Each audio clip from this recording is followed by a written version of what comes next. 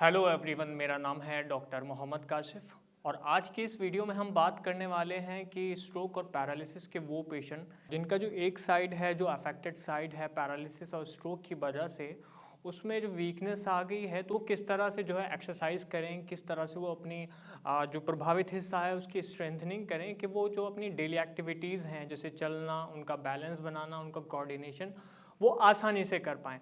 तो आज की इस वीडियो में मैं बताने वाला हूं कि किस तरह से वेट शिफ्टिंग करके अपने आर्म के ऊपर, अपने प्रभावित हाथ के ऊपर वो जो है अपने हाथ की मांसपेशियों की या उस हिस्से की जो है वो स्ट्रेंथनिंग कर सकते हैं, उनकी मजबूती कर सकते हैं और अपने ब्रेन को जो है वो रीएजुकेट कर सकते हैं कि दोबारा से वो मूवमेंट को इनिशिएट करें। तो आइए शुरू करते हैं इस वीडियो से। तो सबसे पहली जो एक्सरसाइज है व्यूअर, वो है अफेक्टेड आर्म वेट शिफ्ट। इस एक्सरसाइज में आपको क्या करना है कि जो भी आपका हाथ पैरालिसिस की वजह से प्रभावित हुआ है, स्ट्रोक की वजह से प्रभावित हुआ है, उस हाथ पर आपको जो है अपना वेट शिफ्ट करना है बेसिकली।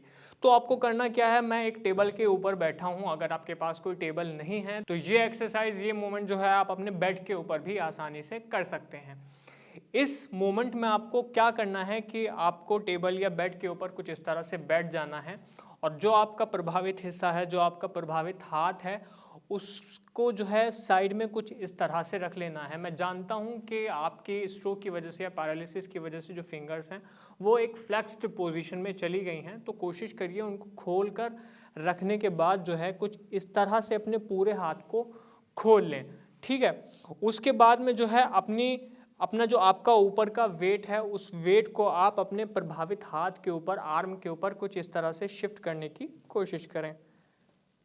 1 2 3 4 5 6 7 8 9 10।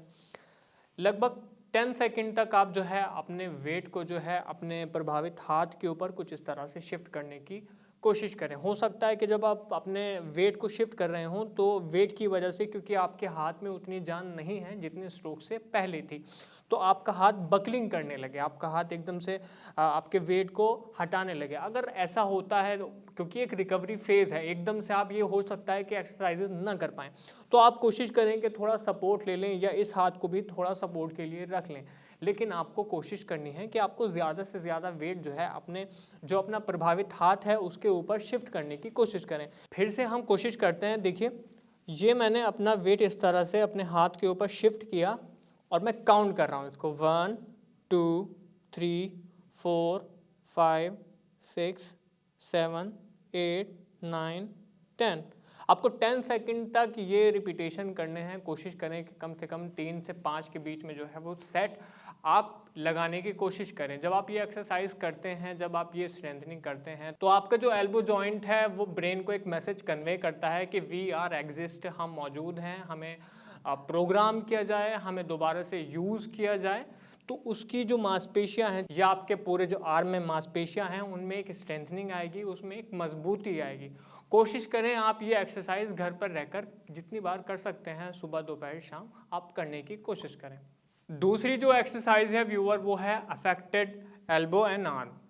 तो इस एक्सरसाइज में सेम आपको कोशिश करनी है, लेकिन आपको जो है अपना जो एल्बो है, एल्बो जॉइंट जो है उसको बेंड कर लेना है, एक तरह से फ्लेक्स्ड पोजीशन में लेके आ जाना है। उसके बाद में आपको कुछ इस तरह से अपने हाथ को एक कपड़े के ऊपर या अपने पिलो के ऊपर कुछ इस तरह से रख लेना है।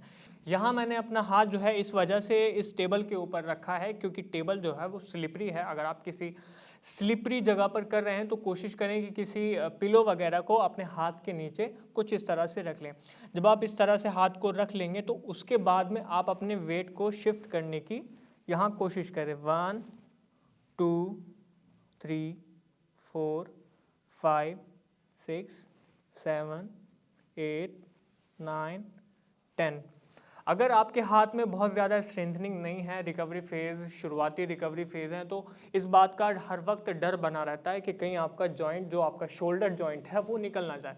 लेकिन अगर आपको इस तरह का फियर है, इस तरह का डर है, तो अगर फैमिली मेम्बर्स हैं तो आप उनका सपोर्ट ले सकते हैं, या खुद से आप ये कोशिश करें कि जब आप ये एक्सरसाइज कर रहे हो, ये वेट शिफ्टिंग कर रहे हो, तो अपने दूसरे हाथ से आप थोड़ा वेट जो है बेयर कर सकते हैं, थोड़ा शिफ्ट कर सकते हैं, सपोर्ट कर सकते हैं अपने अफेक्टेड लिम्ब को। अगर दूसरी साइड है तब भी आप इसी तरह से करेंगे, अगर इस साइड है तो आप देख ही रहे हैं।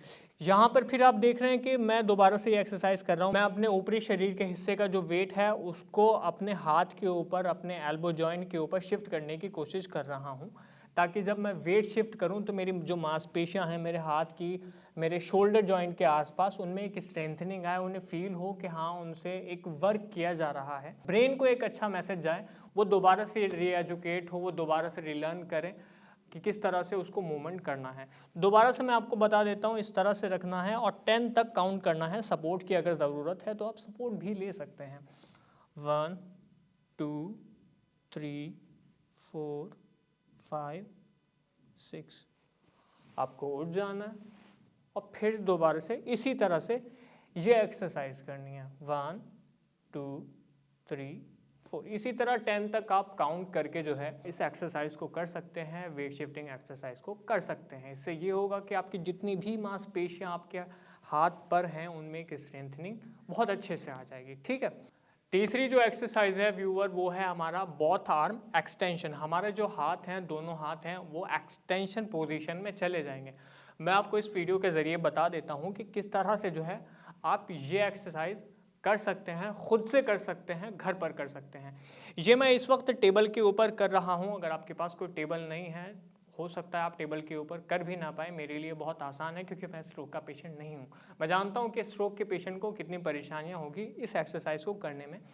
तो आप अपनी कंफर्टेबल एक पोजीशन के अकॉर्डिंग इसको कर सकते हैं, जहां आप अपने बेड के ऊपर इसको कर सकते हैं। देखिए ये एक्सरसाइज किस तरह से करनी है। आपको अपने जो दोनों हाथ हैं उनको एक एक्सटेंशन पोजीशन में पीछे की तरफ कुछ इस तरह से लेके जाना है। आप अगर टेबल के ऊपर भी कर रहे हैं तो कोशिश करें कि आप अपनी टेबल को वॉल से, दीवार से सपोर्टेड रखें, ताकि आपको पीछे की तरफ गिरने का एक डर ना बना रहे।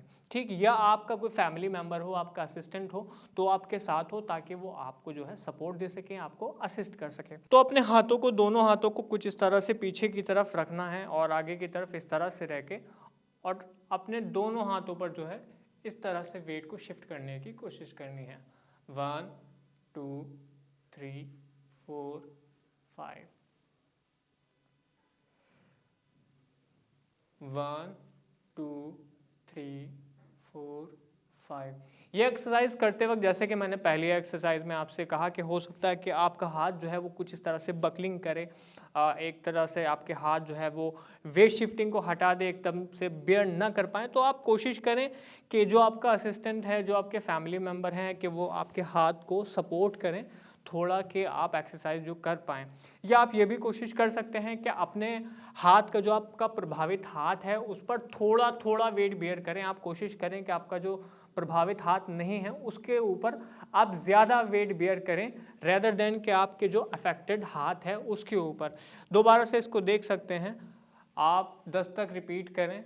10 सेकंड भी इसको हम बोल सकते हैं। 1 2 3 4 5 6 7 8 9 10।